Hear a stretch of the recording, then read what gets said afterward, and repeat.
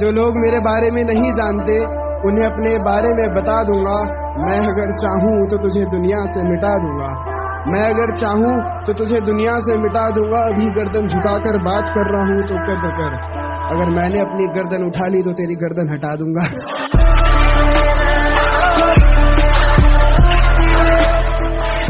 मुझे ना तो किसी की बातें सुनने की आदत है न जरूरत, क्योंकि मैं किसी के बाप का नहीं, अपनी माँ के हाथ का खाता हूँ।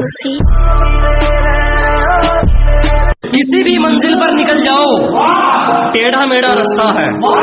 ये जनाब किसी भी मंजिल पर निकल जाओ, टेढ़ा मेढ़ा रास्ता है। ईमानदारी नहीं खरीद पाओगे, धोखा ज्यादा सस्ता।